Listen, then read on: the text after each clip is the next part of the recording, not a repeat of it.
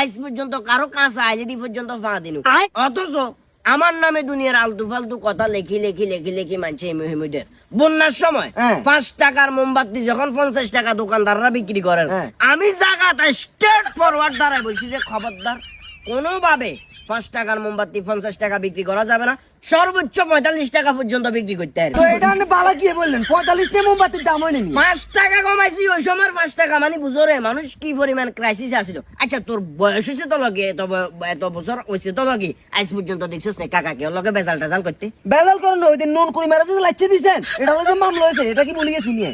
আরে বাবুরে বেশি কথা কস, এত রঙের কথা কিনলে কস। এখন মাথার মেজাজ গরম হইবার কারণটা হইলো নরমালি একটা জিনিস খেয়াল কর। বিশিষ্ট সমাজসেবক হেতারা আরে অতিথি হিসেবে লই গেছে, বিশিষ্ট সমাজসেবক লেখা আছে না? কুকুর সেলিম লেখা। এই তো কুকুর সেলিমটা কেন লিখবো? আমার কথা তো কুকুর সেলিম কেন লিখবি? এখানে তো সুন্দর করে মোহাম্মদ সেলিম লিখতে হইতি, অথবা আজ